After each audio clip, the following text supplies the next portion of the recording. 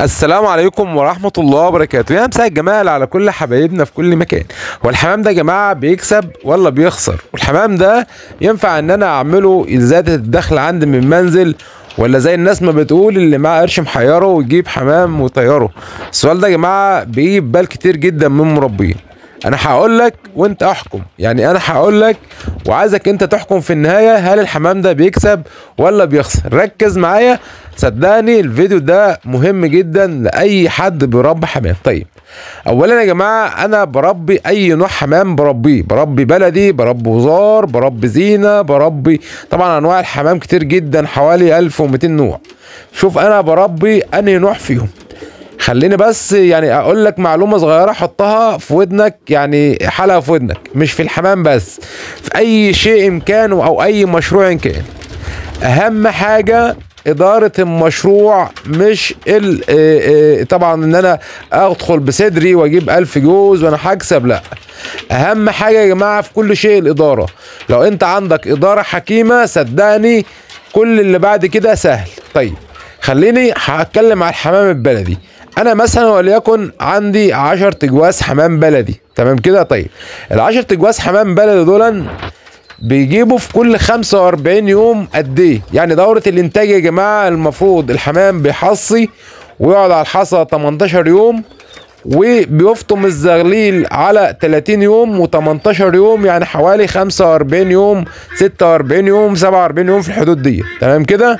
طيب هنحسب 45 يوم بيجيب جوز الزغاليل يا جماعه بقد ايه؟ ب 150 جنيه. ده الحمام البلدي متوسط سعر 150 جنيه، ومحدش يقول لي في زغاليل بلدي اقل من 150 جنيه، والا بقى ان كانت انت بقى التجار بتستغلك. ما عادش فيه يا جماعه حمام بلدي اقل من 150 جنيه الجوز، تمام كده؟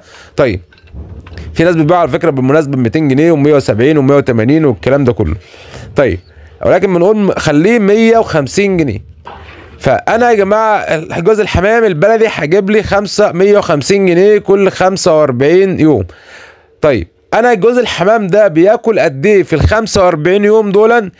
احسب في اليوم يا جماعه جوز الحمام بياكل 70 80 جرام، ده لما معهوش زغاليل. لو معاه زغاليل بياكل ال 100 جرام، فاحنا هنحسب على ال 100 جرام كمتوسط. فجوز الحمام بياكل في اليوم 100 جرام. 100 جرام في ال 10 ايام بياكل كيلو، في ال 20 يوم بياكل 2 كيلو، في ال 40 يوم بياكل 4 كيلو، ياكل 4 كيلو ونص. جوز الحمام يا جماعه هياكل مني 4 كيلو ونص عشان يجيب لي زغلولين. طيب ال 4 كيلو ونص دول في كام؟ في خلي الكلفه نقول ب 18 جنيه، نقول ب 20 جنيه، فهياكل هنا 4 ونص حوالي 90 جنيه. حوالي يا جماعة 90 جنيه جوز الحمام هياكل في ال 45 يوم ب 90 جنيه. ده الكلام ده لو انت حابس. لو انت بقى مطير الحمام ده قصة تانية وحكاية تانية. لا ما شاء الله، يعني حمام الناس اللي بتربي حمام طاير يا جماعة، لو انا بصرف على المحبوس 100 جنيه فانا الطاير بصرف عليه 50 جنيه بس. خلينا بس في الموضوع ده عشان ما نشردش من بعض.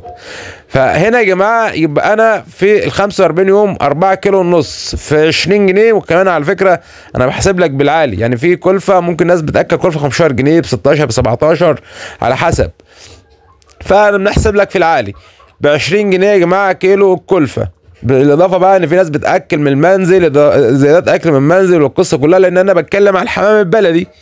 فهنا يا جماعه يعني في 90 يوم في 45 يوم 90 جنيه. خلينا هصرف ادويه، علاجات، فيتامينات، كل فرد كل جوز حمام هصرف عليه كمان 10 جنيه.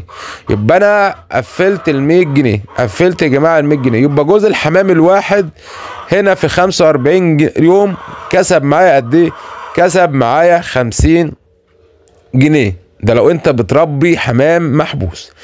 عشان اكسب من الحمام لازم اربي كميه، وخصوصا الحمام البلدي. انا بتكلم هنا على الحمام البلدي. عشان اكسب من الحمام اقل حاجه انا اربي لي 50 جوز.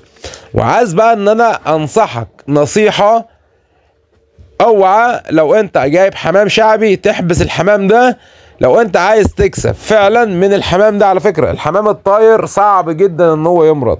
في ناس بتقول لك ده الحمام الطاير بيختلط مع العصافير واليمام والكلام ده كله، هو مناعته بتبقى زيهم، هو مناعته بتبقى قويه وبيبقى زيهم. اصلا الحمام يا جماعه مخلوق بجناح عشان يطير، مش مخلوق عشان ان هو ينحبس.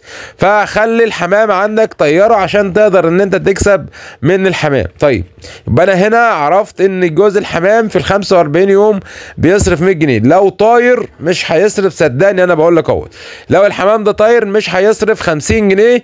هتلاقي فرق كبير جدا في موضوع الانتاج عندك. تمام كده؟ طيب اخر حاجه بقى عايز ان انا يعني اقولها لك، وده على فكره هيزود عندك الانتاج، وده هيخلي عندك انتاج ما شاء الله.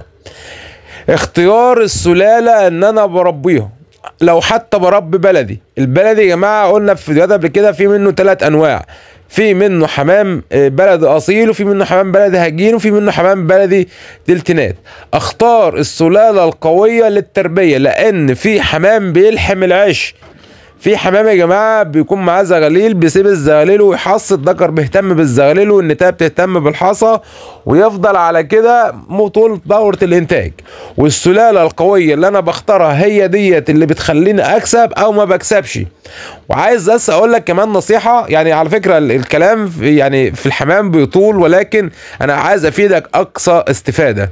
لو انا عايز اكسب فعلا من الحمام ويكون بطلع زغاليل صحتها كويسه، في ناس بتقول لي، انا استغربت والله، في ناس بيقول لي انا بشوف الناس مش عارف بيعملوا في الزغاليل بتتنفخ، بلاقي الزغاليل حجمها كبير، هم بيدوا ايه؟ بيدوا بتوع المنشطات بتوع كمال الاجسام. فانا استغربت بصراحه يعني. بصوا يا جماعه، الحمام السلاله اللي انا بربيها، يعني الناس دي بتعمل ايه؟ بتهجن الانواع الكبيره، الحمام الكبير يعني اللي هو بناخد الذكوره من الحمام التقيل زي الرومي او الروماني او الكينج، بناخد منهم الذكوره ويهجنوهم مع الحمام البلدي او مع الزاجل او مع الكريزلي.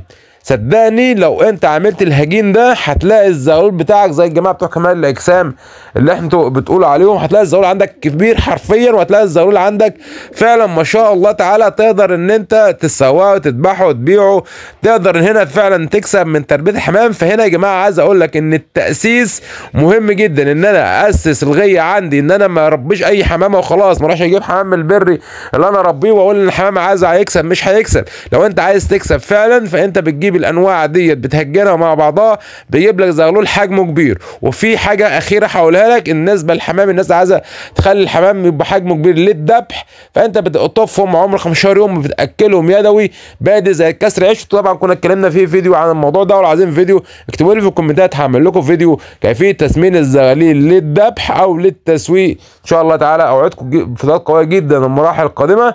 شوفوا الشكر على خير يا شباب، استودعكم الله، السلام عليكم ورحمه الله وبركاته.